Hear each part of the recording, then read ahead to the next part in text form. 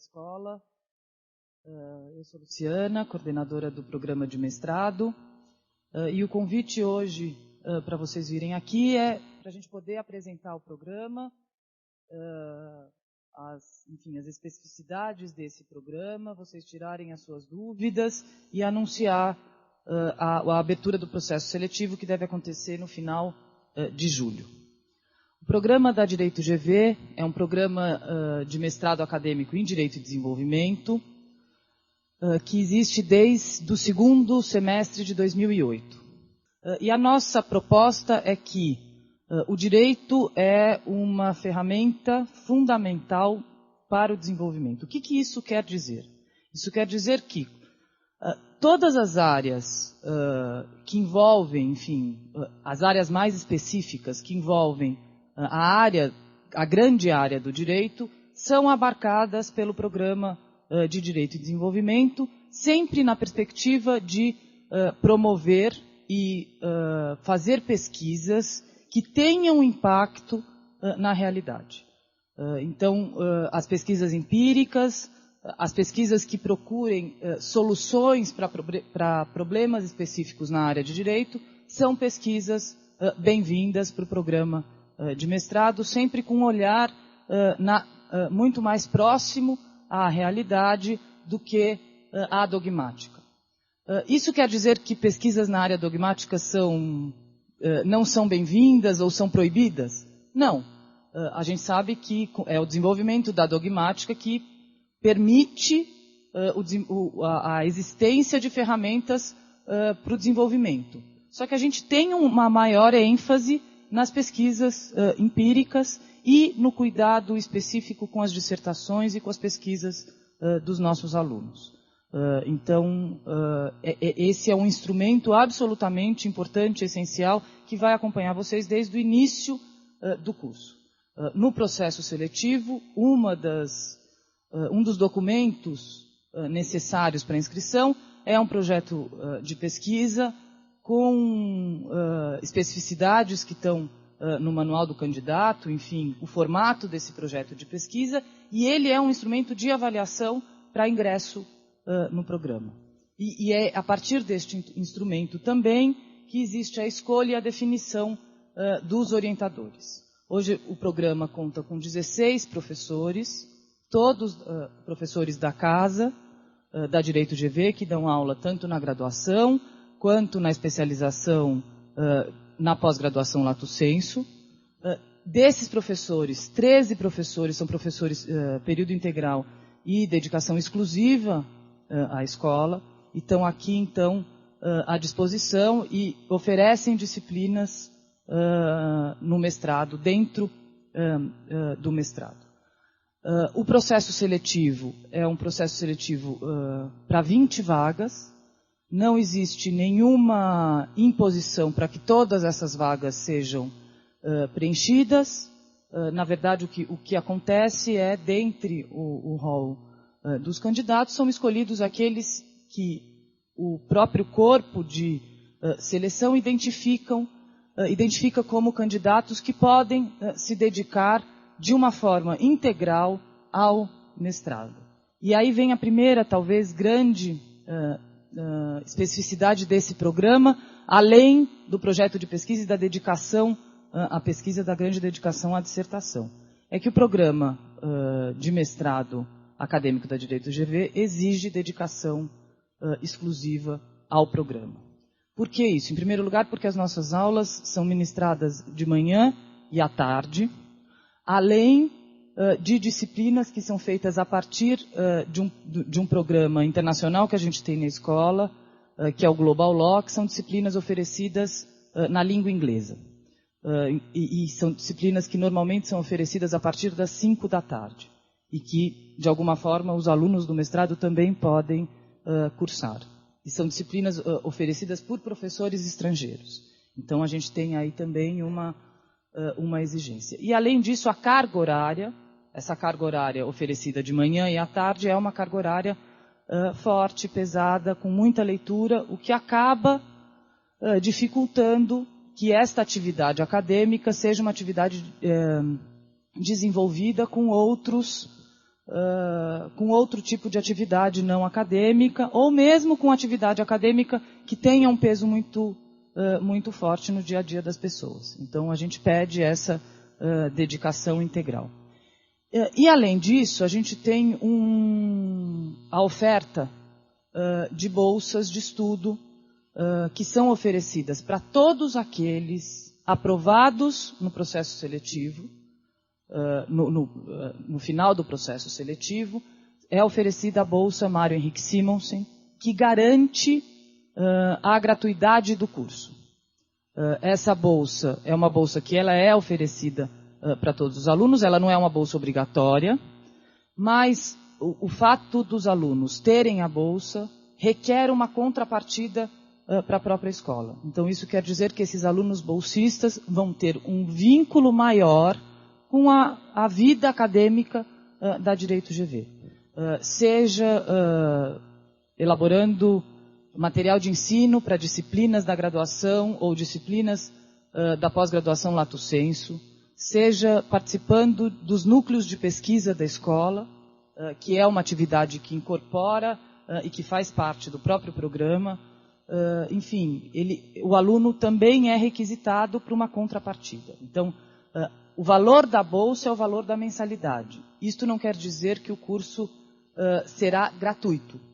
É um investimento da Fundação Getúlio Vargas nos alunos que possuem a bolsa, e para isso se requer uma contrapartida. Então, no caso dos alunos bolsistas, a restrição à dedicação a outras atividades é ainda uma restrição mais rígida, inclusive porque deve ser comunicada ao próprio programa, qualquer tipo de remuneração, enfim, porque é o programa que vai decidir sobre a concessão ou não da bolsa e a possibilidade de ter outras atividades além da atividade de dedicação exclusiva ao programa. Além da Bolsa Mário Henrique Simonsen, a gente, desde 2010, oferece a Bolsa da Fundação Carlos Chagas, que tem algumas especificidades. A Sandra veio aqui hoje, da Fundação Carlos Chagas, e ela vai falar um pouquinho dessa bolsa, e nesse caso são oferecidas 5 bolsas de estudo para alunos que cumpram alguns requisitos e algumas exigências da própria Fundação Carlos Chagas, em parceria com o programa de mestrado acadêmico. Como é que o curso está estruturado? Ao todo, nesses 24 meses, são 6 disciplinas, sendo 2 disciplinas obrigatórias para todos os alunos, 2 disciplinas optativas em cada uma das linhas de pesquisa. A gente tem uma linha de pesquisa voltada para direito dos negócios e uma outra linha de pesquisa voltada para instituições e que incorpora, vamos dizer assim, de uma forma mais abrangente a área de direito público, e são oferecidas disciplinas em cada uma dessas linhas, e conforme a temática do projeto de pesquisa, tem disciplinas obrigatórias em cada uma dessas linhas. Além da disciplina de metodologia de pesquisa, que é também uma disciplina obrigatória, e o programa de formação docente, que o professor Garcês vai explicar daqui a pouco. E que faz parte, então, também do objetivo de formar mestres que sejam absorvidos e que vão ter atividades na própria academia, e daí porque a nossa preocupação em formar docentes em direito, com uma especificidade desta área especificamente.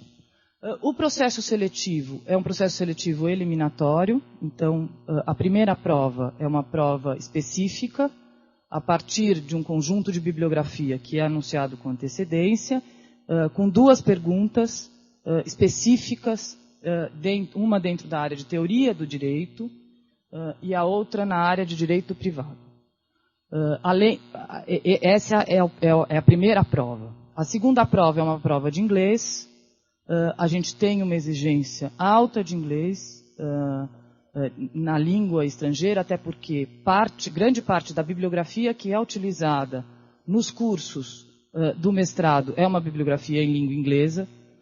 Então, a gente pede um teste de proficiência, que pode ser substituído por diplomas de proficiência, caso os alunos já possuam esses diplomas e possam apresentar no momento da inscrição. Essa é a segunda etapa do processo seletivo.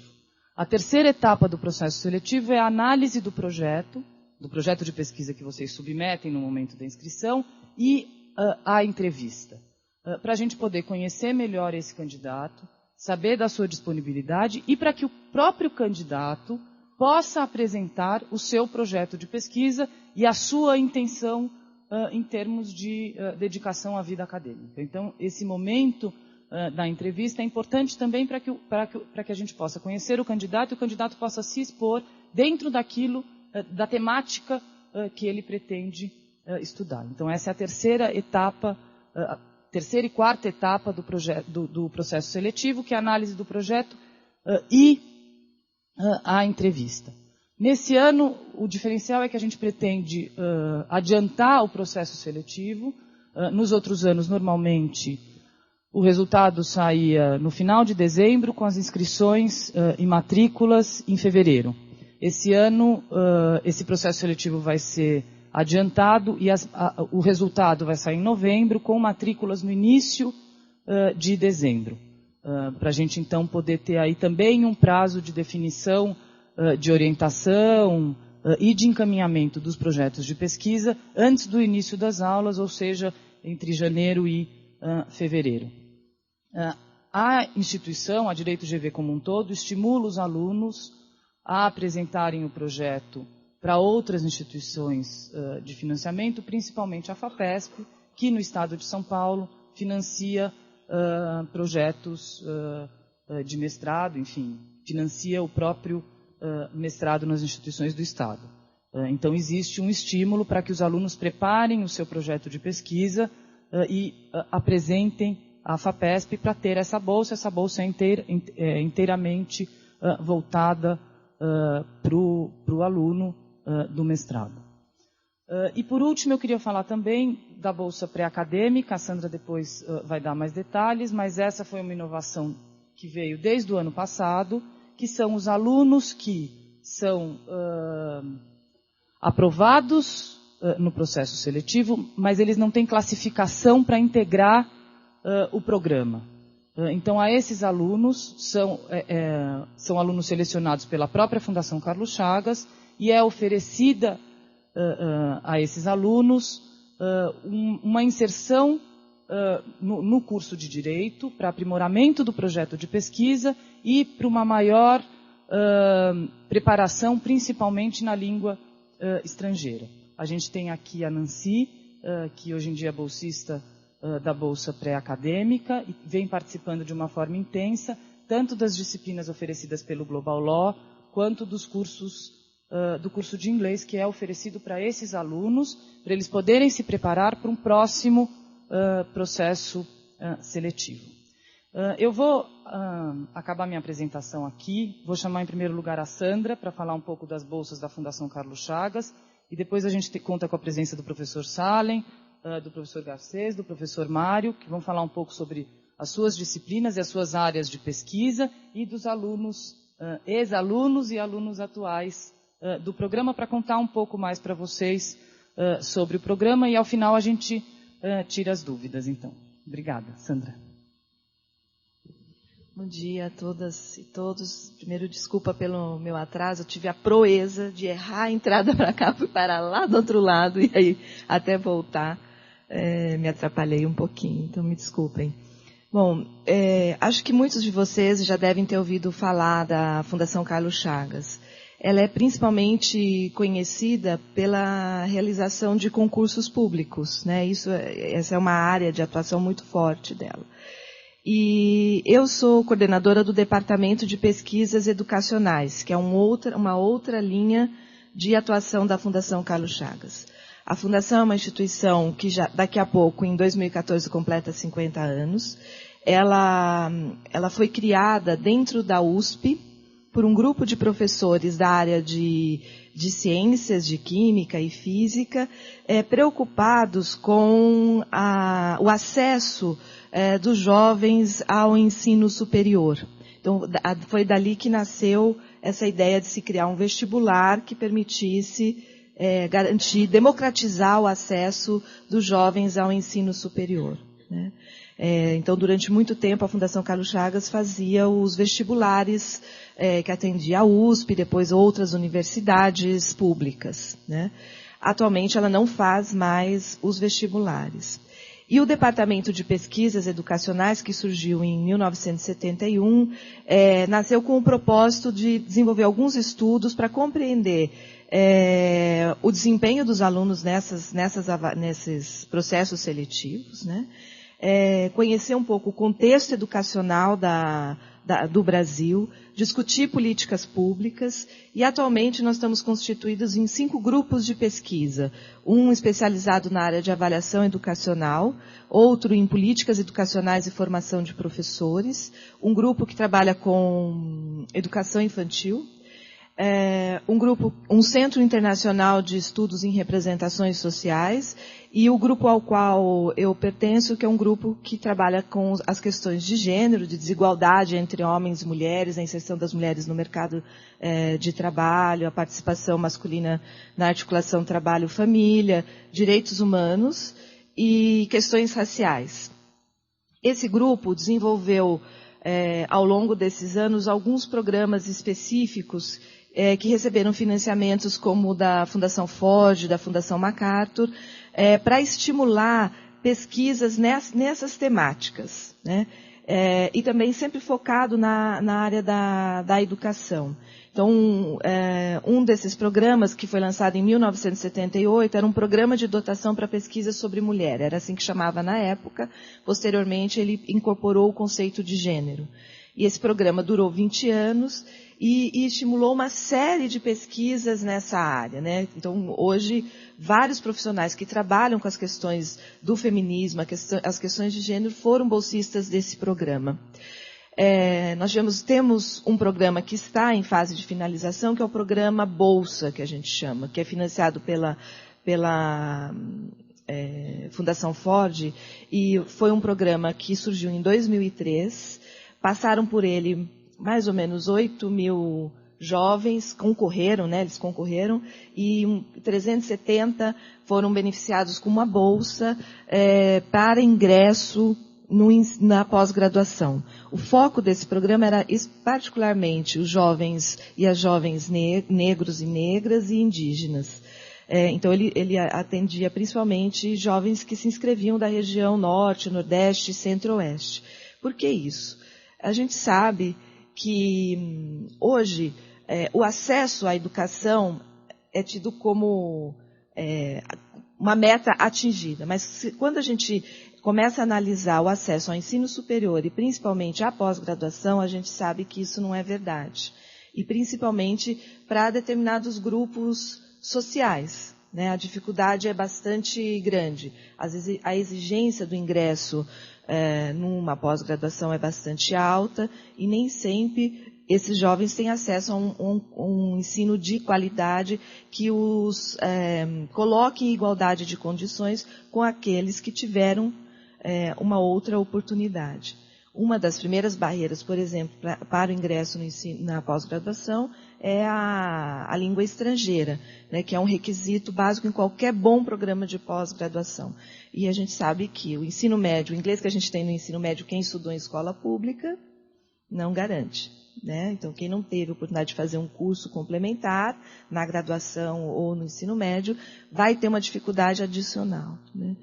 Então, pensando nessas questões e dando sequência a essa nossa política de democratizar e garantir um ensino de qualidade a todas e todos, a Fundação Carlos Chagas iniciou essa parceria com a GV em 2010, oferecendo 5 bolsas para jovens que queiram ingressar na pós-graduação aqui, nesse programa de mestrado, que é um programa de altíssima qualidade, de altíssima exigência, mas e com o propósito também de diversificar algumas temáticas que poderiam ser trabalhadas no campo do direito e desenvolvimento, entendendo aí o desenvolvimento não só no seu aspecto econômico, mas também no seu aspecto social, né? Então, o foco dessa bolsa é principalmente em alguns temas que possam ser articulados com essa ideia de direito em desenvolvimento. Então, o direito à educação, direitos humanos, o direito da criança, direito das mulheres, enfim, tem uma série de aspectos relacionados a esse campo de estudo, né? Então, esse será o nosso olhar na hora de avaliar as propostas de vocês que tiverem interesse em se beneficiar dessa bolsa. Um outro aspecto que nós vamos levar em conta também é a necessidade socioeconômica, a questão geográfica, né, que a possibilidade de estar atraindo jovens de outros estados que possam usufruir dessa oportunidade aqui no mestrado da GV, né? Questões de gênero, se bem que hoje na área do direito as mulheres têm tido uma representatividade bastante significativa, a questão racial também vai ser levada em conta. Então, essas características todas estarão sendo consideradas na avaliação desses projetos especificamente, né? Nós temos também aprimorado essa parceria no sentido de realizar algumas atividades lá na própria Fundação Carlos Chagas, dando oportunidade para que esses alunos bolsistas possam discutir os seus projetos em algum seminário. Agora, recentemente, nós tivemos uma atividade com o César Garavito, que discutiu uma primeira versão de um artigo que foi elaborado numa disciplina dada aqui no programa. Nós queremos no segundo semestre, agora que já teremos os 5 primeiros bolsistas que defenderão a sua tese em breve, oferecer a oportunidade para que eles apresentem os resultados dos seus trabalhos lá na Fundação. Então, já como uma espécie de aquecimento para a defesa e ter a oportunidade de já ouvir algumas críticas. O nosso corpo de pesquisadores, ele é multidisciplinar. Nós temos sociólogos, psicólogos da área da educação, pedagogos, da área do direito, acho que só a Adelina, que é formada em direito, né, que já foi professora aqui, mas nós temos uma grande experiência na área de metodologia de pesquisa. Então, acho que a gente pode aprender também com os projetos de vocês e vocês aprenderem com a gente também um pouco sobre a pesquisa acadêmica, né? Então, assim, é um projeto novo, eu acho que é um projeto interessante, que a gente pode aprimorar, acho que vocês também podem dar sugestões, e eu pediria que vocês ajudassem a divulgar essa proposta, essa bolsa, porque podem ser que conheçam colegas que muitas vezes falam assim, eu não vou nem me inscrever no programa da GV, porque aquilo não está ao meu alcance. Não é essa a ideia, né? A ideia é oferecer essa oportunidade para que esses jovens possam também participar, que vocês se sintam estimulados, se achem no direito de estar aqui e de concorrer para a vaga, né? O mérito será considerado, a qualidade do projeto será considerada. E aí, nesse sentido, entrou essa ideia também da Bolsa Pré-Acadêmica. A Bolsa Pré-Acadêmica, inspirada no programa Bolsa, visa, assim, dar aquela oportunidade àquela pessoa que quase chegou lá.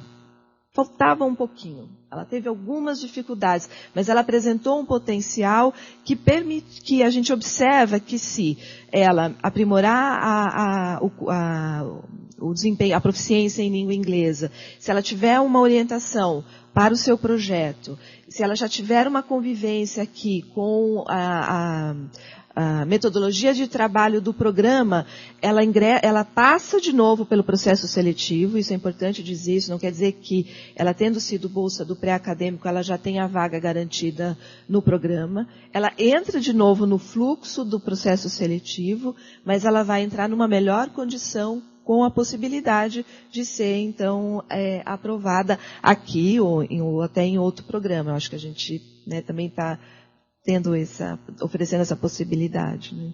Então, acho que é isso. Se vocês quiserem fazer alguma pergunta, estou aqui disponível.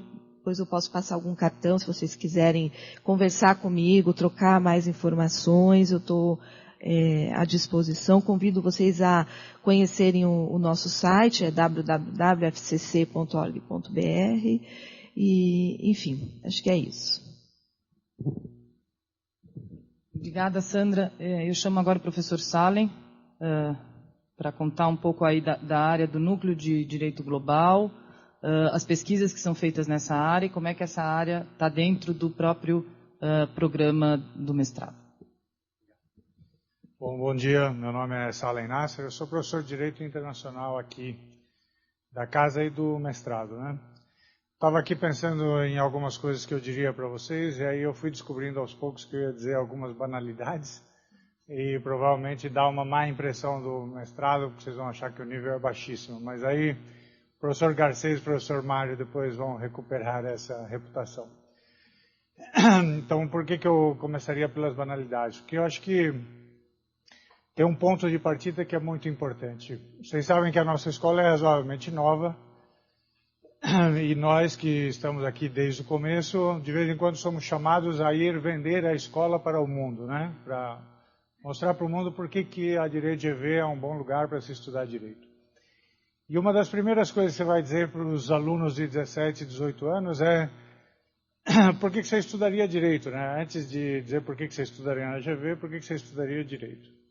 Então, eu tinha que me perguntar como é que eu explico para as pessoas o que é exatamente o direito. E aí, a minha resposta, ou a minha pegada é, olha, o direito é uma das janelas através das quais você olha para o mundo. O direito é um modo, é uma chave de compreensão do mundo, é um modo de olhar para como o mundo é organizado. É isso? Então, se você tem interesse em descobrir como funciona o mundo, o direito pode ser uma das chaves através das quais você pode tentar esta compreensão. Mas o direito tem uma especificidade como chave de compreensão do mundo, ou chave de organização do mundo. É que ele é também uma ferramenta de organização do mundo. Então, se você tem interesse em construir o mundo de algum modo, se você tem o interesse em influenciar o modo como o mundo se organiza, como o mundo funciona, o direito pode ser uma boa porque justamente ele é uma ferramenta de organização do mundo. Então, isso é o que a gente tenta fazer aqui na escola, digamos assim, trabalhar esta janela de organização do mundo ou trabalhar esta ferramenta de organização do mundo de um jeito diferente. Esse mesmo espírito diferente que a gente coloca na graduação, ele se encontra também no mestrado. Não é isso? Então, só que o nosso mestrado tem uma área de concentração que é Direito e Desenvolvimento. Então, aqui me parece que a escolha foi apropriada, mesmo que não tivesse sido, agora nós já compramos a ideia, certo? De que estudar Direito e Desenvolvimento é olhar de um modo específico, de um modo particular para o direito, de um modo mais crítico. Por quê? Porque, na verdade, a minha compreensão da palavra desenvolvimento, que eu disse para vocês que era um festival de banalidades, mas a minha compreensão de desenvolvimento é como é que você constrói um mundo melhor. Não. Como é que você melhora o mundo? Então, na verdade, a discussão sobre direito e desenvolvimento é a discussão sobre o papel do direito no melhoramento do mundo. É isso? Na compreensão, primeiro, das falhas do modo como o mundo está organizado e na compreensão dos modos pelos quais você pode quebrar estas falhas ou então remediar estas falhas e trabalhar para a construção de algo melhor.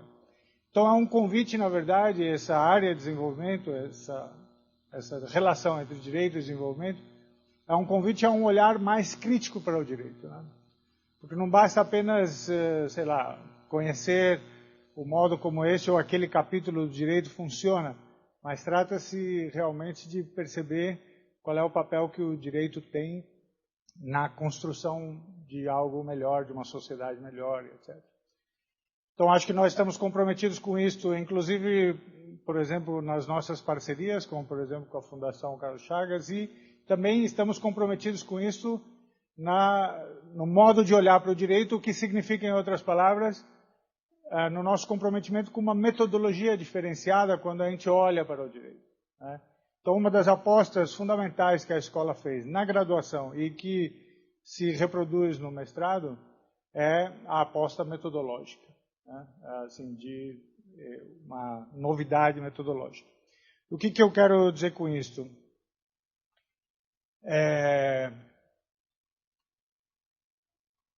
A professora Luciana já disse isto em alguma medida. Eu dizia assim, que a gente olha, portanto, de um modo mais crítico para o direito, né? Eu acho que nisto talvez haja uma certa diferença com relação a outros mestrados. Nós todos fizemos mestrado em outros lugares, tá? Então não é falar mal dos outros lugares. Mas o fato é que às vezes você tem a impressão de que em outros lugares você senta com o seu tema, não é isso? E tenta resolver aquele problema jurídico específico com o qual você vai lidar. E você faz os créditos como quem passa por uma via crucis necessária, não é? Você faz as disciplinas que você precisa fazer porque você precisa dos créditos.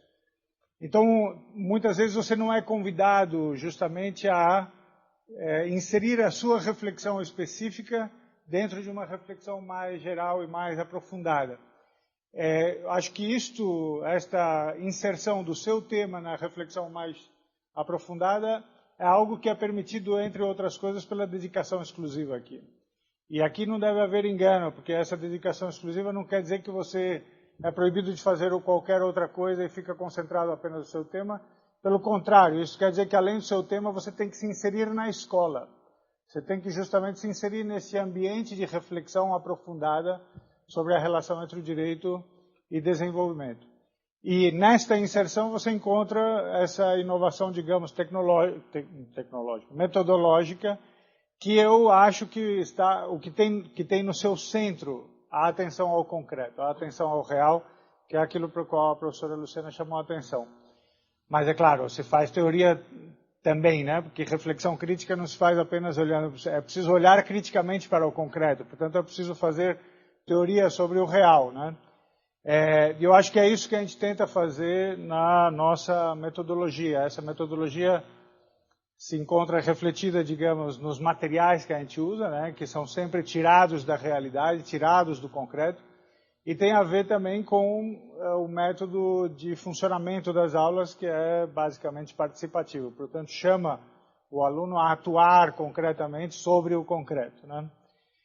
Agora, no que me interessa mais a mim, certo? Que sou professor de internacional e no que interessaria, portanto, as disciplinas que eu ofereço em mestrado ou que eu ofereço em outros instantes, mas que os alunos do mestrado podem assistir ou acompanhar. Qual é a relação entre isto tudo, entre esta preocupação metodológica, essa preocupação com o concreto, essa preocupação crítica com o direito no funcionamento do mundo e o direito internacional? Duas são as chaves para essa relação. Uma é, o mundo não se reduz ao Brasil, certo? Ainda não. Então, pensar a relação entre o direito e o funcionamento do mundo é possível também na relação entre direito e mundo mesmo, certo? Quer dizer, é possível pensar a noção de direito e desenvolvimento, do papel do direito no funcionamento e na organização do mundo fora do Brasil. Quer dizer, no mundo que inclui o Brasil, mas estou falando, portanto, das relações internacionais, das relações que atravessam as fronteiras. Elas podem ser de natureza privada ou podem ser de natureza pública. Então, sei lá, um exemplo muito banal. Estamos às portas da Rio+20. Nós estamos em pleno lidar com o papel do direito na organização do mundo e talvez até na salvação do mundo, certo? Para ser um pouco mais dramático. Mas é um pouco isso que se discute lá, quer dizer, o mundo talvez esteja chegando a momentos críticos de sustentabilidade mesmo, de sustentar a possibilidade de vida. E o papel, o que vai se discutir no Rio+20 é o papel do direito nisto. Como é que faz o direito para tentar justamente esse salvamento do mundo, certo? Então é possível pensar esta relação entre direito e desenvolvimento na esfera internacional, por um lado. Por outro lado, não há nenhum capítulo hoje do direito interno que não seja penetrado muito fortemente pelo direito internacional. Então, se vocês quiserem, ainda que vocês queiram restringir a sua compreensão da relação entre direito e desenvolvimento à sociedade brasileira, ao espaço brasileiro, não haverá como escapar da relação desse direito brasileiro com o direito internacional, certo? Então são duas essas chaves. Uma é se você quiser entender o mundo enquanto mundo, a outra é se você quiser entender a influência que o direito internacional tem no funcionamento da sociedade brasileira, na relação entre essas duas ordens jurídicas ou esses dois espaços jurídicos, certo? Então, a minha preocupação é com o internacional por causa dessas duas coisas fundamentalmente importantes, certo? E em seguida, uma outra coisa com a qual eu me preocupo muito e que eu coloco nas disciplinas é a seguinte, não só há esta relação entre o direito internacional e o direito interno, mas há também uma relação que pode ser pensada entre o direito e outros tipos de regulação, certo? Há outras coisas além do direito que funcionam de modos parecidos com o modo pelo qual funciona o direito e que atuam sobre a organização do mundo. Então, o que me parece importante é que ao pensar a relação entre o direito e o desenvolvimento é preciso não ser reducionista, porque se você se restringir muito à visão do papel que o direito tem nesse funcionamento do mundo, você pode estar perdendo outros mecanismos de regulação do mundo que funcionam e que não só funcionam por si sós, mas funcionam na organização do mundo também na medida em que se relacionam com o direito, certo? Então é uma visão, digamos, de abertura da nossa visão para algo que, ok, nosso objeto principal, central, específico é o direito, mas é preciso jogar um olhar um pouco mais amplo sobre como o direito se relaciona com outras coisas. Certo? Então, seria isso que eu diria. Essas são as banalidades. Agora, depois o professor Garcês e o professor Mário recuperam o nível, por favor. Muito obrigado. Deixa o professor Mário, então,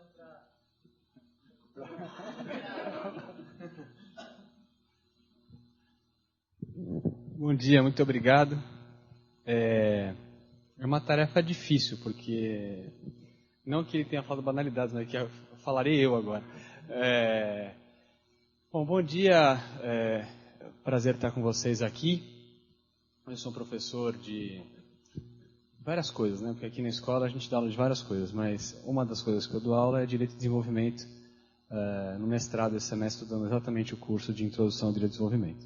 Então, a minha ideia aqui com vocês agora é discutir um pouco o que é direito e desenvolvimento num olhar mais duro, assim, olhar de dentro, né? Quer dizer, do que se trata essa discussão de direito e desenvolvimento? Quer dizer, se vocês vierem fazer esse mestrado aqui o ano que vem, o que vocês vão discutir, né?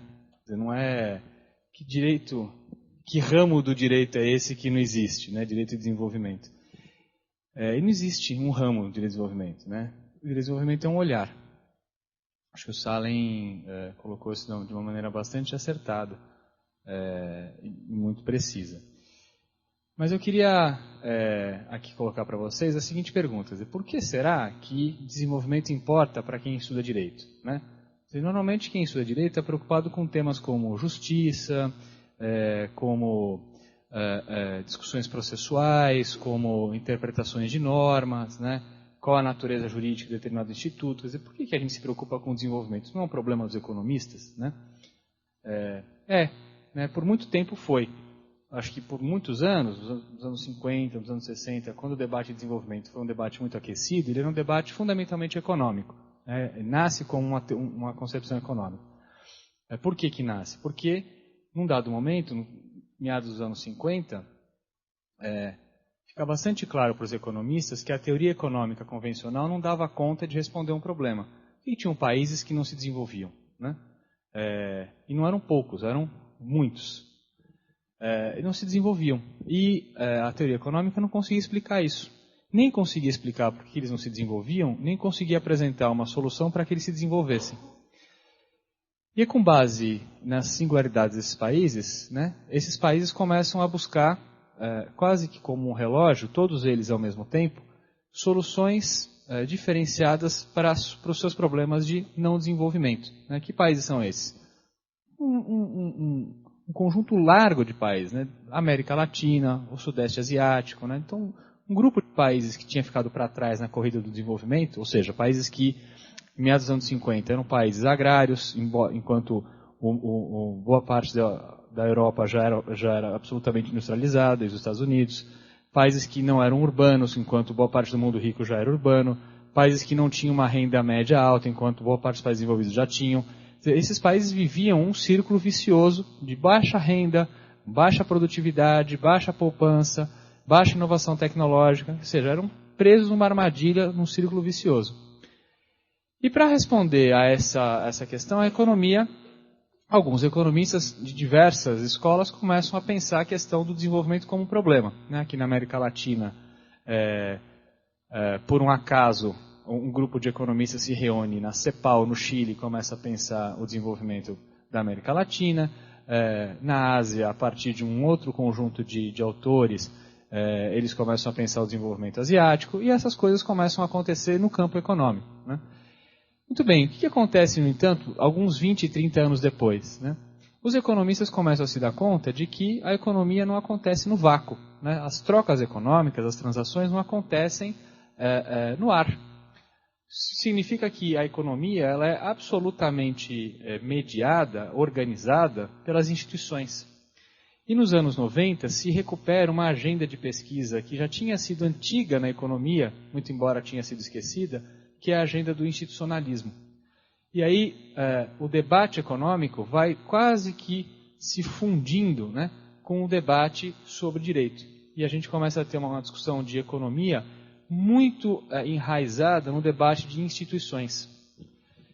Isso faz com que toda a discussão de desenvolvimento que tinha acontecido nos anos 50 e nos anos 60 seja reacendida nos anos 90 em diante por intermédio das instituições. A pergunta que nos anos 50 e nos anos 60 era por que os países não se desenvolvem e qual teoria econômica pode explicar isso e pode ajudá-los a se desenvolver, nos anos 90 passa a ser, ora, que arranjo institucional, que desenho de instituições, que tipo de regra, que tipo de judiciário, que tipo de sistema político, que tipo de regulação econômica pode ajudar os países a se desenvolver, já que nós percebemos que a economia acontece num ambiente que é organizado por instituições. Então o debate de desenvolvimento que nos anos 50, 60 e 70 era um debate fundamentalmente econômico, passa a ser nos anos 90 um debate fundamentalmente institucional. E aí nos abre uma porta de entrada enorme, porque se efetivamente o desenvolvimento também acontece ou não acontece porque as instituições importam, isso nos dá um lugar de fala nessa discussão. E aí, dos anos 90 em diante, vão se abrindo dois grandes campos de discussão sobre desenvolvimento. Um primeiro grande campo, que é, digamos assim, uma continuação dos debates dos anos 50 e dos anos 60, perguntando por que esses países não se desenvolvem. Só que dessa vez respondendo essa questão junto com as instituições. Esse campo de análise, esse campo de preocupação, é o que eu chamaria aqui das teorias da decolagem, ou das teorias de formação de capital. Ou seja, como é que as instituições podem fazer, como é que nós podemos desenhar instituições para permitir que os países decolem, Como é que a gente pode organizar institucionalmente países para permitir que eles ampliem o seu patamar de renda, o seu patamar de acumulação econômica e consigam progredir em diversos patamares de desenvolvimento. Mais emprego, mais renda, melhores salários, enfim. O Salem começou a exposição dele dizendo, bom, desenvolvimento é melhorar, e de fato o desenvolvimento é isso. Desenvolvimento é uma ideia iluminista, uma ideia de progresso. Então, como é que a gente pode desenhar instituições para o progresso? Para que os países decolem e saiam dessa condição subótima na qual eles se encontram. Essa é uma linha que vai então discutir o seguinte, bom, que políticas públicas podem ser mais efetivas para promover a indústria? Que políticas públicas podem ser mais interessantes para reduzir desigualdade? Que políticas públicas podem ser melhor confeccionadas para permitir maior segurança jurídica, melhor funcionamento do judiciário, enfim, para que esses países saiam do seu patamar atual de organização e atinjam um patamar superior de organização. Ou seja, são análises institucionais olhando para o acúmulo, o crescimento de um país. Né? A ideia de crescimento aqui é fundamental.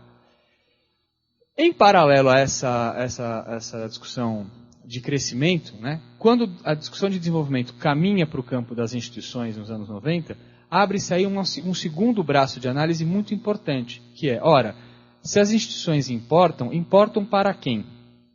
E aí ganha dimensão nessa discussão de desenvolvimento, não só o desenvolvimento dos países, o crescimento dos países, mas o desenvolvimento das pessoas. Né? A questão é, desenvolver para quem? O que é um país que se desenvolve? É um país que cresce, que tem um PIB de 8, 9% ao ano, mas que as pessoas não podem falar? Um país que cresce a 10% ao ano, mas que as pessoas não têm a condição de se realizar como indivíduo? Né? E aí, nesse segundo braço de análise, né, quando se pergunta desenvolvimento para quem, vem toda uma corrente muito importante hoje de desenvolvimento, que vem junto, por exemplo, com a Amartya Sen, que vai discutir, olha, desenvolvimento, na verdade, é a possibilidade de que as pessoas realizem as suas capacitações individuais, né, realizem o seu potencial existencial. Então, as instituições têm que ser organizadas. Você não gostou? Quer que eu pare? As instituições têm que ser organizadas para permitir que os indivíduos tenham a sua realização garantida. Né? E eles só vão ter a sua realização garantida se houver instituições que permitam isso. Quer dizer, ninguém vai se realizar individualmente, ninguém vai expandir as suas capacitações individuais num contexto autoritário. Então, regras do jogo, Estado de Direito importam como meio e como fim. Como meio para garantir garantias para os indivíduos e como fim, porque só num ambiente com organização institucional é que as pessoas conseguem ter, que eu realizo esse potencial existencial das pessoas.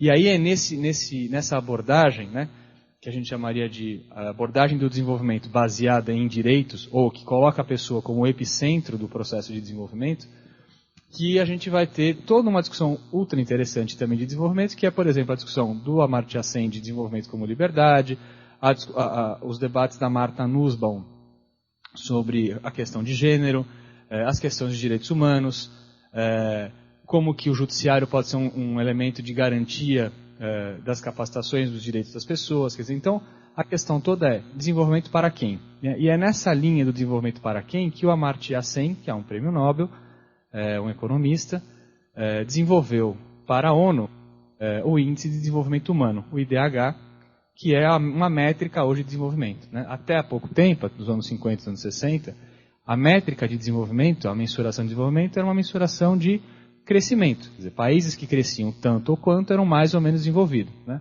Hoje em dia, uma outra métrica de desenvolvimento é o IDH. Quer dizer, o país cresce tanto, mas qual é o desenvolvimento humano desse país? As pessoas conseguem estudar, elas têm emprego? Qual a mortalidade infantil? Como que essas pessoas, qual é a expectativa de vida? Como se colocam as questões de gênero nessa sociedade, as questões de raça nessa sociedade? Essa é uma segunda forma de olhar para o desenvolvimento. Talvez, se a gente olhar para o nosso programa de mestrado, né, essas colagens não são exatamente assim, mas talvez a gente pudesse pensar que, quando eu olho para as instituições, eu me aproximo um pouco de um olhar de desenvolvimento humano. E talvez quando eu olho para a linha de negócios, eu esteja preocupado com a questão de crescimento e desenvolvimento de mercado. Porque ambas as questões importam. Né? Porque só pensar o desenvolvimento como desenvolvimento humano, né, tem um limite. Que limite é esse? O limite que tem um autor muito interessante, um professor de economia de Cambridge, que é o Rajun Chang. Tem um texto dele muito interessante chamado Hamlet sem o príncipe da Dinamarca. Né? O protagonista do Hamlet é o príncipe da Dinamarca. E o Chang fala o seguinte, olha, as metas do milênio da ONU são 8 metas, né? Por exemplo, erradicação da pobreza, redução do contágio de HIV, entre outros. São 8 metas Amartya Sen, né? 8 metas de desenvolvimento humano. E diz o Chang, tudo bem, são ótimas, só não tem o protagonista, que é desenvolvimento econômico. Quer dizer, ninguém vai conseguir reduzir pobreza se não tiver uma discussão de verdade de economia. Quer dizer, não dá para pedir para Burkina Faso reduzir a pobreza se eu não tiver uma capacidade de desenvolver políticas industriais efetivas naquele país, certo? Se o país não sair de uma armadilha de pobreza, não vai reduzir pobreza.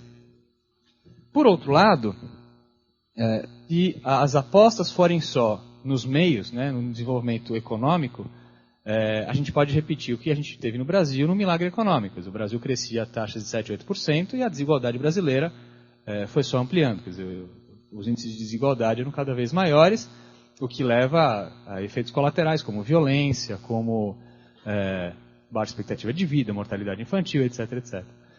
Então, estou aqui colocando para vocês que a discussão de desenvolvimento, para fechar aqui a minha questão, primeiro, o desenvolvimento é um assunto complexo, né? É um assunto que não tem uma resposta. O que é desenvolvimento? Essa resposta depende do que você está olhando. Quer dizer, desenvolvimento a gente pode olhar por um viés do indivíduo, a gente pode olhar pelo viés de um país, e nenhuma dessas análises vão ser suficientemente complexas ou completas, né? Elas vão ser avaliações parciais, porque o desenvolvimento é um fenômeno complexo, é um fenômeno de um país, de uma sociedade.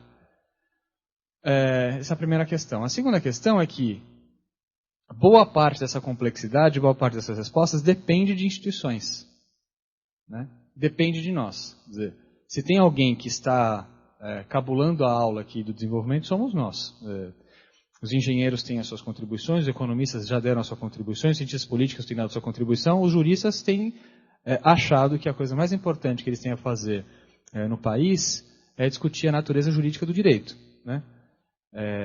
Pode ser, né? Mas ao optar por discutir a natureza jurídica do direito, nós esquecemos de discutir, por exemplo, que instituições garantem maior transparência pública, que instituições garantem melhor regulação econômica, como controlar o Estado, como fazer o Estado funcionar. Quer dizer, questões de solução de problemas do país, de engenharia institucional, para dizer assim, são questões que nos importam e são respostas que nós estamos devendo. E é esse tipo de resposta que um programa de direito de desenvolvimento pretende, né, de forma audaciosa, dar. Então é esse convite que a gente faz a vocês. É isso.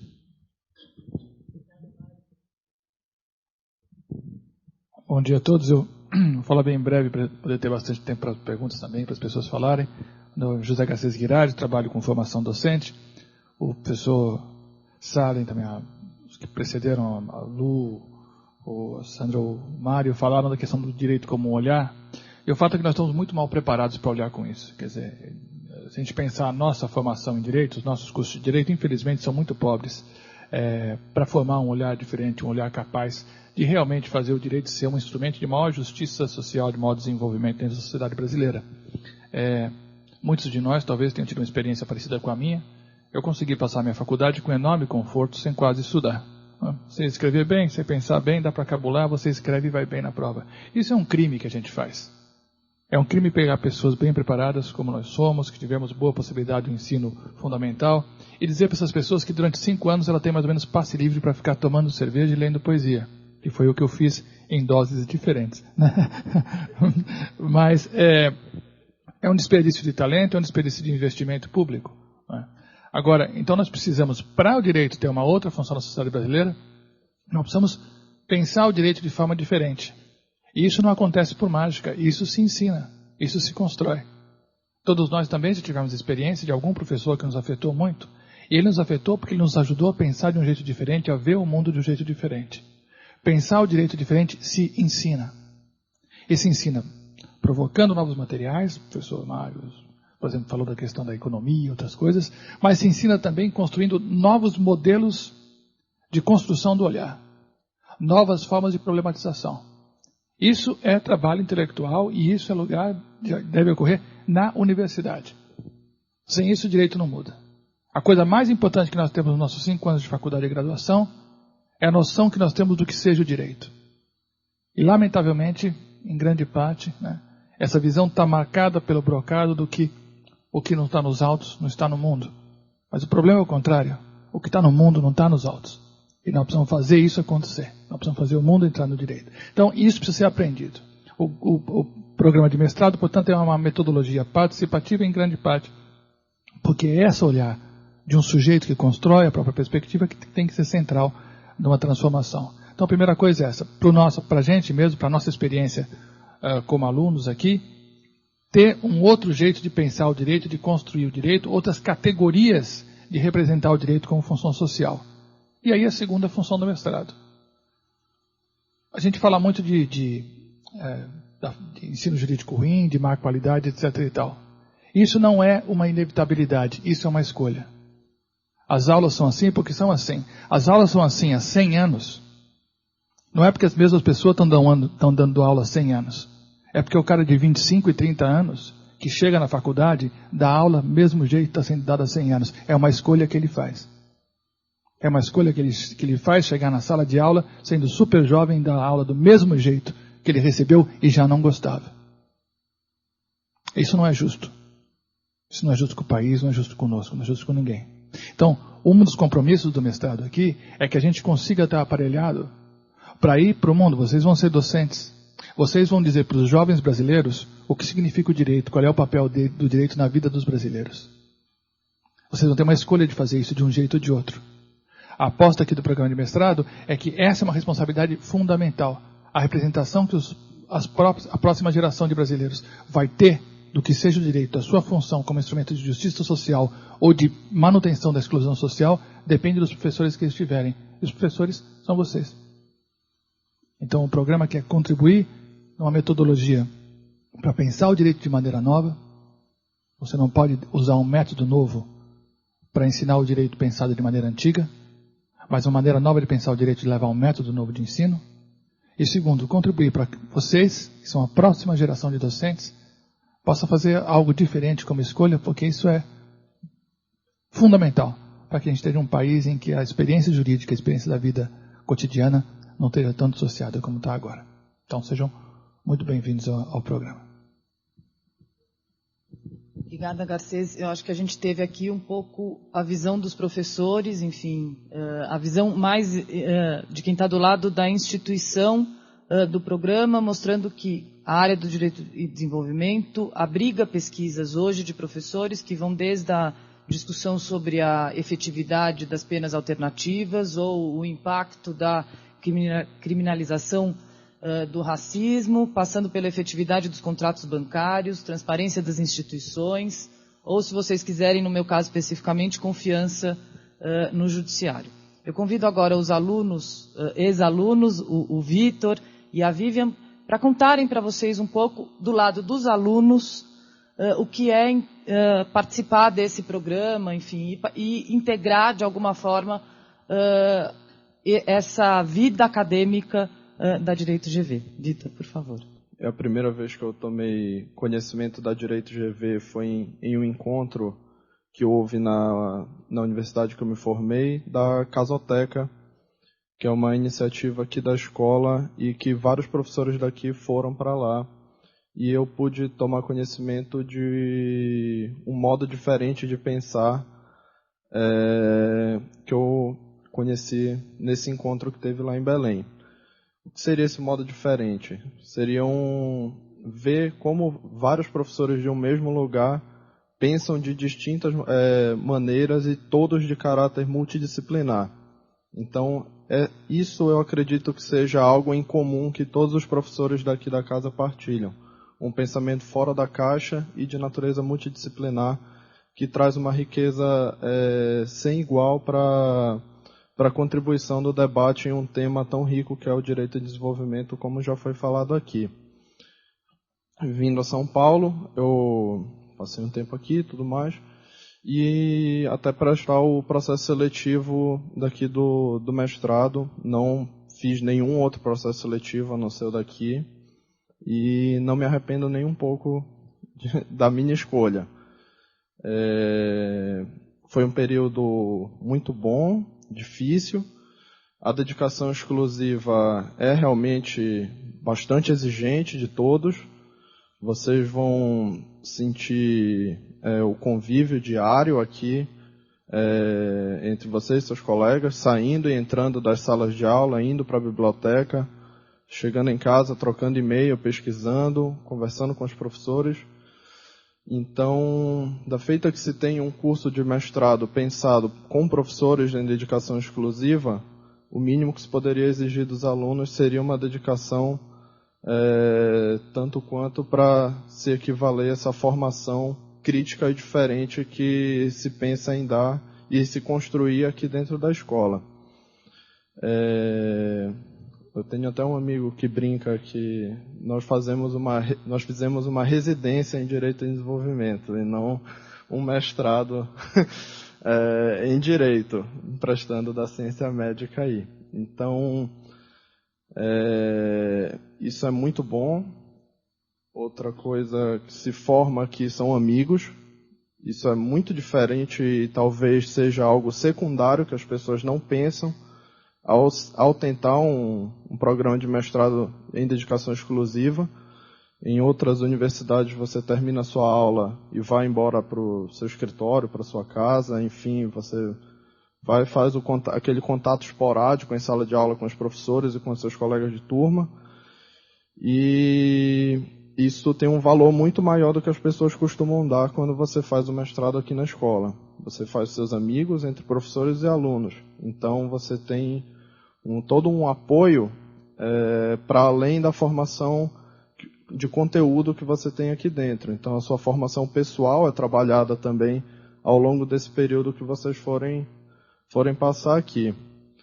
E em termos de produção crítica e de formação do conhecimento de quem for viver essa experiência de fazer essas aulas, de se dedicar exclusivamente à pesquisa e preparar a sua dissertação, como já foi citado aqui, o Amartya Sen, em um dos textos que eu li para o meu processo seletivo que eu participei aqui, o Amartya Sen falava que o desenvolvimento é um amálgama de fatores, sejam eles econômicos, culturais, sociais.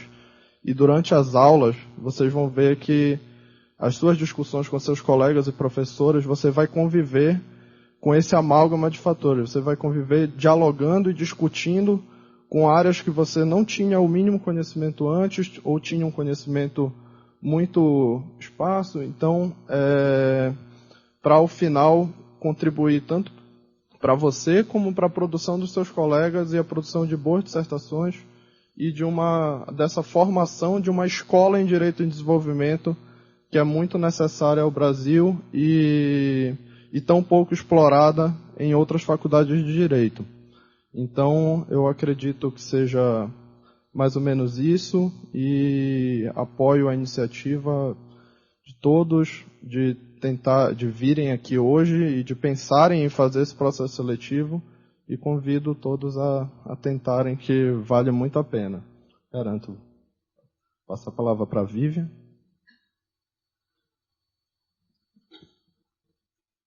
Bom dia, meu nome é Vivian, eu sou aluna aqui do mestrado, estou no meu primeiro ano, ainda estou cumprindo os meus créditos. Também sou orientanda do Mário. Vamos ver o que vai acontecer, ainda não tenho ideia. Bom, assim, queria contar para vocês como é que está sendo essa minha experiência. Como é que eu vim parar aqui na Direito GV? Eu me formei em Direito na USP em 2010. E aí eu fiquei um ano, assim, meio sem saber o que fazer. Eu continuei no meu estágio, onde eu estava, e vim fazer um curso aqui na GV de Educação Continuada, que são aulas à noite, assim, um módulo de 6 meses, de Direito Econômico. Eu gostei bastante do curso, e quando eu estava aqui nesse curso, eu fiquei sabendo do mestrado, que era uma iniciativa nova e tal, eu fiquei sabendo da existência do mestrado aqui. Me interessei, e aí eu tinha um tema que eu estava começando a achar interessante, que eram os bancos sociais, tinha super a ver com a linha de pesquisa, e aí eu me submeti ao processo seletivo, né? Uma coisa que eu achei muito interessante da GV é o próprio processo seletivo, que eu acho que é bastante diferente do processo seletivo em outras universidades. Você tem textos que são divulgados previamente para você estudar para a prova, então é uma prova, assim, não sei, tenho a sensação de que é uma prova um pouco mais bem embasada e bastante meritocrático também o processo.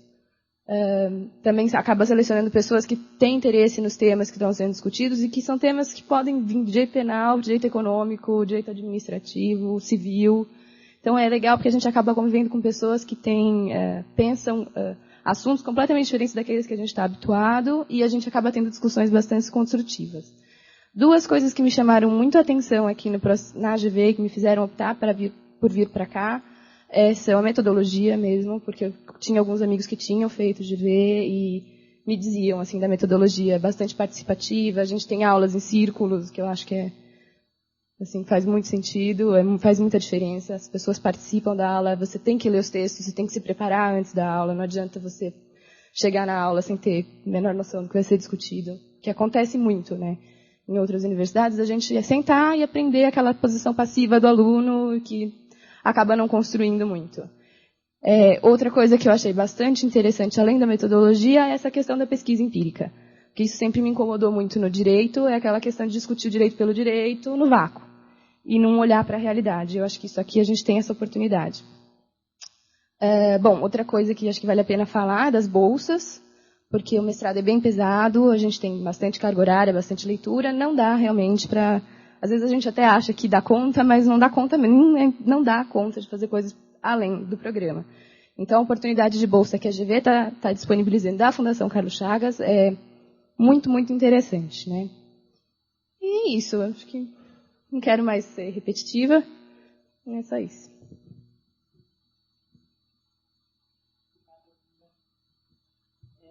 Enfim, acho que agora a gente podia abrir para uma discussão e para as perguntas que vocês tenham sobre o processo seletivo, sobre o próprio programa.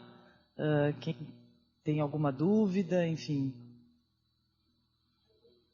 Sim. Eu já tenho uma primeira graduação em dança, não é uma área de direito. E eu queria, assim, eu termino o direito, na verdade, no meio do ano que vem. Só que na minha universidade, como eu entrei no meio do ano, o último semestre é online, tipo, eu nem vou ter que ir na faculdade. Então eu queria saber se eu poderia concorrer agora com o diploma de dança, tendo em vista que o meu último semestre é online, é perdido, só que eu só vou ter o diploma de direito no meio do ano. Não existe uma exigência de que os candidatos tenham graduação em direito. No caso do nosso programa, essa exigência não existe. Existe a exigência de ser graduado como todo qualquer outro curso de mestrado. A gente tem alguns alunos, inclusive, que são alunos agora do programa e que estão terminando uma segunda graduação, seja na área de filosofia, ciências sociais, enfim, e que de alguma forma têm poucas disciplinas finalizando e fazem isso à noite e conseguem. Quer dizer, não existe nenhum impedimento nesse momento, com o seu diploma, de você participar do processo seletivo. O que interessa é que você tenha um diploma da graduação, passe pelo processo seletivo, enfim, e aí é uma questão individual, como é que você vai conseguir gerenciar o mestrado com essa dedicação, que foi falado aqui, com a conclusão do seu curso em Direito. Mas não existe esse impedimento e nem a exigência da graduação. A gente tem alunos, por exemplo, que se formaram em outras áreas, economia, enfim, e que estão hoje no mestrado com um desempenho absolutamente bom. Então, isso não é um impedimento.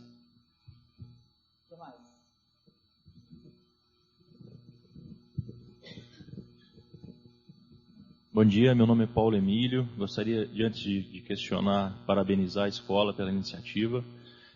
Na realidade, são duas perguntas que se referem ao curso em si. A primeira é se a escola espera do aluno que ele possa trazer alguma experiência anterior, seja profissional ou acadêmica, já pré-existente, se isso é um fator de diferencial para o aluno, né? E o segundo questionamento é em relação, de uma forma bem ampla, o que a escola espera efetivamente do candidato e do aluno que vai cursar o curso de mestrado? Eu acho que a gente, pelo nosso quadro de alunos, a gente tem, enfim, alunos de diferentes faixas etárias. A gente tem desde o recém-formado, que imediatamente ingressa no processo, passa pelo processo seletivo e é aprovado, até alguns alunos que já tiveram uma vida profissional mais longa, enfim, e se dedicando, inclusive, a áreas nem sempre afins com o direito. Eu acho que o que interessa neste momento, em termos de processo seletivo, é o bom desempenho em cada uma das etapas e a garantia de uma, vamos dizer assim, de uma ideia, ou alguma ideia acerca do projeto de pesquisa e da área da sua pesquisa especificamente. Eu acho que cada um de nós, quando ingressa no programa de mestrado, tem uma experiência pessoal que agrega ao programa de uma forma geral. Então, eu tenho, enfim, absoluto orgulho de ter alunos de outros estados. A gente tem, em todas as turmas, a gente tem tido participantes, enfim, e alunos de várias regiões do país, que vêm contribuir de uma forma absolutamente importante e essencial para esse olhar diverso do direito, né? Então, isso não é um impeditivo, muito pelo contrário, quer dizer, a experiência individual acaba agregando a esse grupo que se forma.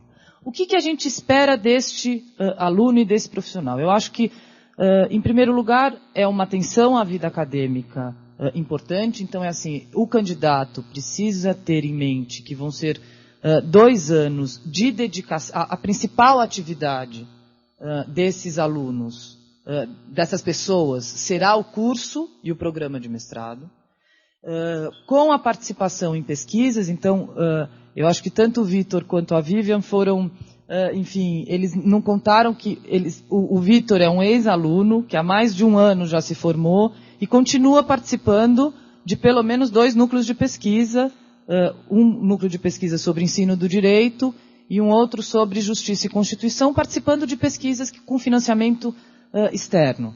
Então, essa é uma expectativa forte do programa, para que esses alunos possam participar de pesquisas que a própria instituição está desenvolvendo no momento do mestrado e mesmo após o mestrado. Então, esses alunos são parceiros, enfim, da escola, mesmo depois que saiam do mestrado. E a ideia, exatamente porque a gente tem dentro do mestrado um programa de formação docente, é formar acadêmicos que também possam se dedicar à vida acadêmica. Isso é uma exigência, ou a única exigência? Acho que não. Acho que a gente tem alguns alunos que voltaram para o mercado de trabalho com uma nova experiência.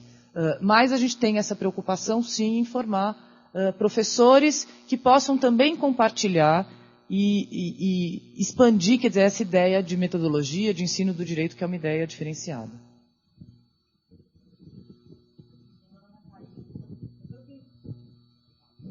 Pelo que eu entendi, são concedidas algumas bolsas, mas não necessariamente todos os alunos vão ter. Queria saber o custo do mestrado, se vocês já têm uma ideia desses valores. O curso do mestrado atualmente é de R$ 2.700. A bolsa Mário Henrique Simonsen, ela é a bolsa no valor da mensalidade. E para aqueles alunos que cumprirem as exigências da Fundação Carlos Chagas, é concedida uma bolsa de R$ 1.400. A bolsa Mário Henrique Simonsen é uma bolsa revertida automaticamente a favor do pagamento da mensalidade. Essa bolsa é uma bolsa oferecida para todos aqueles que foram efetivamente aprovados e classificados no processo seletivo. Ela é uma bolsa obrigatória? Não. A gente tem alunos que não têm a bolsa, porque eles escolhem. Mas, num primeiro momento, essa bolsa é oferecida para todos os alunos. Ela é uma bolsa de duração de 6 meses, renovável por mais 3 vezes para cumprir o prazo de 24 meses.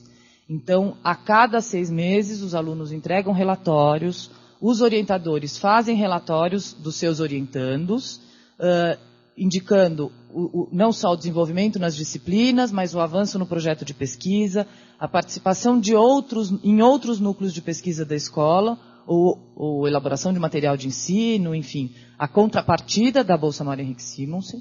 O corpo de professores avalia o desempenho de cada um desses alunos e renova ou não a bolsa. Então, essas bolsas são renováveis em até 24 meses. Ela tem uma primeira duração de 6 meses.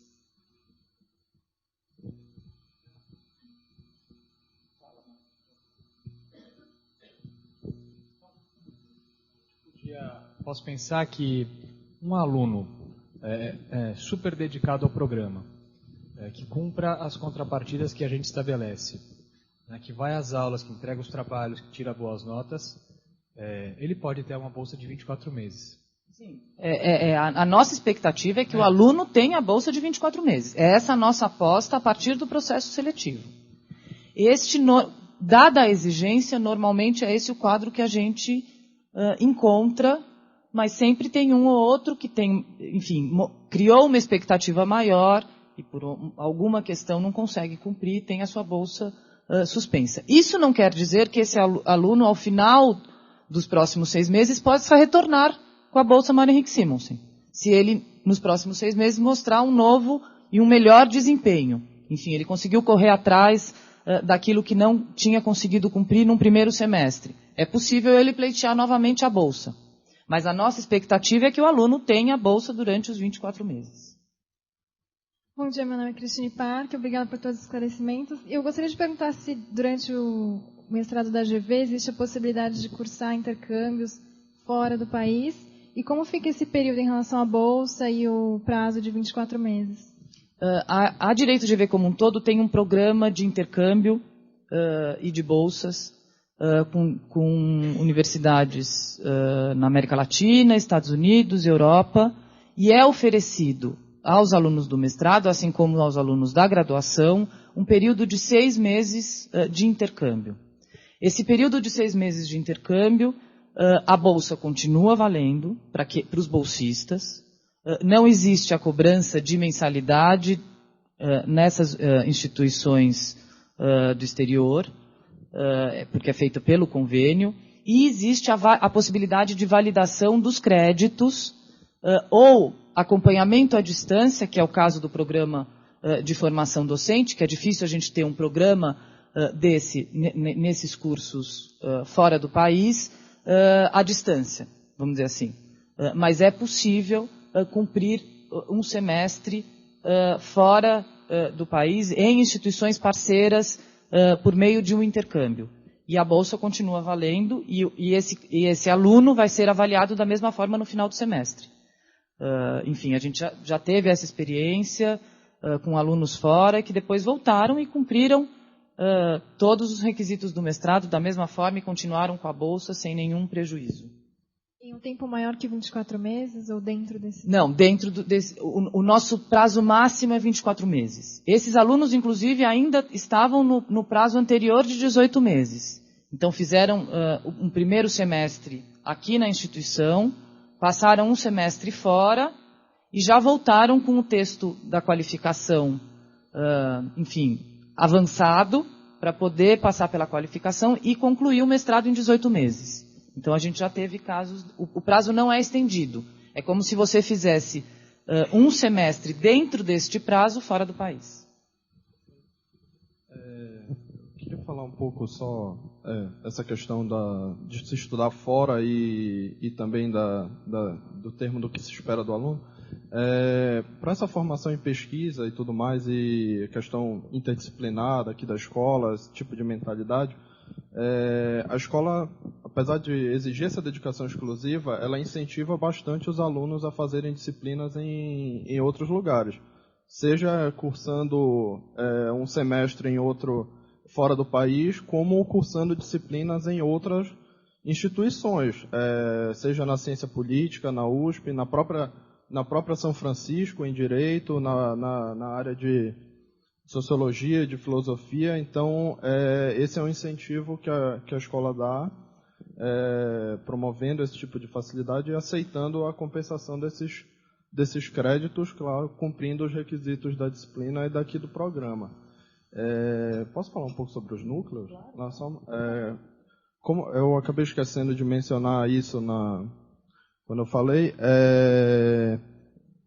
eu sou pesquisador do Núcleo de Metodologia e Ensino e do Núcleo de Justiça e Constituição. E quando se pergunta o que é que se exige, né, o que é que se quer dos alunos aqui, a escola, da feita que ela é uma escola bastante exigente, ela também dá bastante apoio para os alunos se integrarem aos projetos de pesquisa em andamento aqui. Então, como eu sou da terceira turma do mestrado, foi um movimento que eu vi crescendo aqui na escola, que foi o fortalecimento dos núcleos de pesquisa sobre diversas disciplinas que vocês podem tomar contato ao longo da permanência do programa de mestrado. Então, vocês vão sentar para discutir com os professores, os professores vão dar feedback sobre as críticas, sobre os trabalhos de vocês. Outra experiência diferente são as realizações dos workshops de pesquisa, que os próprios núcleos organizam os seus. A escola organiza o seu primeira quarta-feira de cada mês, com pesquisas que estão em andamento dos professores. E esses workshops, como é que eles funcionam? O paper é circulado entre a comunidade acadêmica e é aberto aqui a participação para discussão entre todos os envolvidos. Então, o que se espera e se dá condições é de um ambiente de pesquisa diferente, com iniciativas como essa, envolvendo os núcleos e a participação das pesquisas da escola como um todo. Acho que é mais ou menos isso. Inclusive, estimulando os alunos para prepararem e organizarem eventos próprios dos alunos, que foi um caso específico recentemente, no dia 1º de junho, a gente teve aqui na escola um evento sobre ensino do direito, onde vieram mais de 40 faculdades de direito, participaram do evento, e esse evento foi todo organizado pelo Vitor e mais 2 colegas do mestrado, responsáveis por toda a organização, para debater o profissional, o professor do direito profissional, o que se exige, quais são os instrumentos. Então, a escola também estimula os alunos a continuarem aqui e se envolverem com os temas e com as questões que a gente considera importante, dentro desse olhar diferenciado. Então, eu acho que nesse sentido, quer dizer, não basta passar por aqui 2 anos e achar que, isso acabou quando eu defendo a minha dissertação. Eu acho que tem uma iniciativa, e a escola se empenha para que esse aluno, ex-aluno, continue participando das atividades acadêmicas da Direito GV. Quem mais tinha pergunta? Bom dia, meu nome é Rafael. Eu tenho 3 perguntas sobre o processo seletivo, mas são bem pontuais. Pelo que eu tinha me informado, o processo seletivo costumava acontecer no final do ano, né, em novembro. E você comentou que talvez esse ano seja no final de julho. Eu queria saber se já tem um cronograma. E outra pergunta para você é: quão concreto precisa estar o projeto da pesquisa? Assim, quão delimitado, se já precisa ter bibliografia, uma pergunta precisa? E para os alunos, se eles puderem responder, como eles se prepararam para o processo seletivo? Obrigado. Na verdade, as inscrições para o processo seletivo vão iniciar no dia 23 de julho e vão até o início de setembro. As provas estão marcadas para outubro, para que a gente possa ter o resultado no final de novembro e as inscrições já em dezembro. Então, é essa antecipação. As provas não acontecerão em julho, mas o processo seletivo vai começar efetivamente dia 23 de julho. A gente tem aí um pequeno prazo para aqueles que já se inscreverem com um desconto na taxa de inscrição, e ele se estende até o começo de setembro. Com relação ao projeto de pesquisa, existe no próprio manual do candidato, que vai ser divulgado no momento da abertura das inscrições, um roteiro de projeto de pesquisa. É claro que a gente sabe, a gente conhece a realidade dos cursos de direito e, às vezes, a precariedade na formação, principalmente no que diz respeito à metodologia de pesquisa desses cursos. Então, não é possível a gente exigir um grau absoluto, desse projeto de pesquisa. Agora, é importante que o candidato tenha uma curiosidade, tenha uma pergunta a partir da qual se desenvolve o seu projeto de pesquisa. Então, o que ele quer saber com a sua pesquisa? Como é que ele acha que ele vai conseguir responder a essa pergunta que ele tem? Então, é um desenho de uma pesquisa, um primeiro esboço de uma pesquisa. A bibliografia que deve ser indicada nesse projeto de pesquisa é a bibliografia que ele fez para uma primeira incursão naquele tema. A gente não começa a fazer pesquisa do zero. A gente tem algumas intuições sobre um tema que normalmente a gente tem alguma afinidade, que a gente gosta, né? É muito difícil fazer pesquisa sobre um tema que eu não conheço nada e eu simplesmente menosprezo, né? Então, existe algum conhecimento prévio. Então, no projeto de pesquisa, o que vai ser avaliado é exatamente esse conhecimento prévio e essa pergunta que pode estimular e pode configurar uma pesquisa. E aí a ideia é trabalhar nos primeiros meses para que esse projeto de pesquisa tome um corpo e que possa ser submetido dentro das regras da FAPESP. Vocês querem? Então, a preparação para o processo seletivo, primeiro que eles divulgam os textos que você tem que ler para a prova teórica, então acho que isso não tem muita... Você lê os textos, entende e não tem muita dificuldade. Prova de inglês também, né? Não tem muita... Agora, o maior problema, na verdade, é você conseguir escrever o projeto de pesquisa, porque a gente, às vezes, não tem muita ideia do que a gente quer saber também, né? O projeto também não é uma coisa que você apresentou e vai ser aquilo para o final da sua vida, né? A gente tem muitos amigos que chegaram até a mudar de tema. Dentro daquela, eles começaram com uma ideia inicial, aquilo foi se desenvolvendo e acabou virando outra coisa. Então, é importante você ter uma ideia do que você quer pesquisar. Tem um roteirinho que a Luciana falou no site, que é bem claro, então te orienta bem o que você tem que falar. E aí isso também te ajuda a desenvolver a tua ideia, mas isso não é fixo, então também acho que não precisa ter uma preocupação assim, muito grande com, nossa, o projeto vai ser aquele para sempre. Também ele é flexível, né? Deixa eu falar uma coisa para vocês sobre o projeto de pesquisa. Para quem nunca fez um projeto de pesquisa, minha sugestão para vocês tem um livro que é super divertido de ler, que livro de metodologia em geral é chatíssimo, né? Então, assim, vocês vão ter que ler porque, enfim, ossos do ofício. Mas tem um livro em particular de metodologia que é muito gostoso de ler, que é o livro do Humberto Eco, Como se faz uma tese. Então, aqueles que estão assim se debatendo, como é que eu faço um projeto, o que é uma pergunta, não sei o quê, leiam esse livro, né? Eu acho que ele é um livro divertidíssimo, ele é um livro de metodologia, mas ele é um livro escrito por Humberto Eco, né? Então, é um livro que eu acho que vale a pena, vocês vão ter uma dimensão muito grande do que é fazer pesquisa.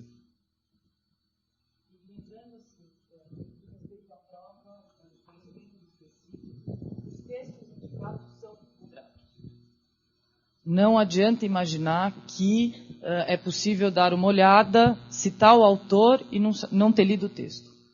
Então, o objetivo dessa prova de conhecimentos específicos, diferente do que acontece em outros programas, serão exigidos no momento da prova de conhecimentos específicos. E especificamente no que diz respeito àquela obra indicada. Então, a prova de conhecimentos específicos ela não é uma prova geral.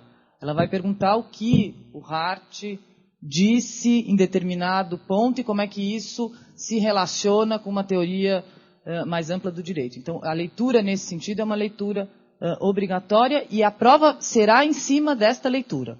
As perguntas da prova de conhecimento específico são feitas a partir da leitura dos textos. Então, os textos indicados eles não são ilustrativos. Eles são realmente o objeto da prova de conhecimentos específicos. Vitor, você quer falar? Quanto aos textos, vale muito a pena também, quando não entender bem um texto, ir para a bibliografia complementar. Isso, além deles serem bastante exigidos, tem alguns textos que são difíceis, não dá para dizer que não. E a bibliografia complementar ajuda muito a compreender em um primeiro momento para voltar para os textos para poder se preparar melhor para a prova. Então, acho que quando eu estudei isso foi bastante válido e auxilia bastante. Tem uma coisa que eu queria dizer em relação a isso, que é nós nos levamos a sério e nós levamos vocês a sério. Então, isso é uma coisa importante. Assim, a gente não está aqui para brincar. Nós somos professores em tempo integral. A gente não está aqui, ninguém está aqui para botar no cartão que é professor da GV. A gente está aqui porque a gente acredita de verdade no que a gente está fazendo. Então, a gente leva a sério o que a gente faz e a gente leva a sério com o que a gente trabalha. A gente está trabalhando com vocês. Significa que o que a gente diz acontece. Se a prova é para ler o texto, é para ler o texto. Se vier com enrolação, está fora. Entendeu? Porque a gente também não vai enrolar vocês. Que ninguém vai fingir que está te orientando. Então essa é uma coisa importante. Assim, seja para o processo seletivo, seja depois para o mestrado. A aula, o que é para ler na aula, é para ler na aula. porque a aula vai ser sobre aquilo que vai ter sido lido. Aqui não tem finge que eu aprendo e que eu finge que ensino. Entendeu? A gente se leva a sério, a gente leva vocês a sério. Isso é uma coisa importante. Enfim, todas as informações, já tem informações disponíveis no site. As informações que ainda estão no site, em breve estarão, principalmente no que diz respeito ao manual do candidato e as leituras individuais. Todos vocês que vieram hoje, enfim, que tiveram tanto o seu nome na inscrição desse café da manhã, quando entregaram os seus contatos na portaria, serão avisados e serão comunicados da abertura do processo seletivo, e a gente está aqui à disposição, enfim, para tirar dúvidas, eu pessoalmente, a Cristiane, que é a secretária da pós-graduação, que também vocês podem estar entrando em contato para tirar outras dúvidas. Eu gostaria também que vocês, assim como a Sandra falou, fizessem, enfim, espalhassem a ideia e a proposta da Direito CGV, a oportunidade das bolsas, mostrar que existe sim a possibilidade de cursar Direito na Fundação Getúlio Vargas, mesmo tendo se mostrando como, ou tendo a ideia de que seja uma instituição absolutamente, enfim, cara em termos econômicos e que não está aberta para todo mundo. Isso não é verdade. A gente quer se aproximar e quer ter alunos com experiências diferentes. Eu acho que a nossa parceria com a Fundação Carlos Chagas mostra isso, a oferta da Bolsa Mário Henrique Simonsen também. Enfim, eu acho que parte muito mais do mérito e da disposição individual de cada um de vocês de participar desse programa. Eu espero encontrar todos vocês no processo seletivo do segundo semestre. O café da manhã foi feito para vocês, por favor. Sintam-se à vontade para se servir, e eu ainda vou ficar por aqui mais um tempo para quem tiver alguma dúvida específica. Tá bom? Muito obrigada.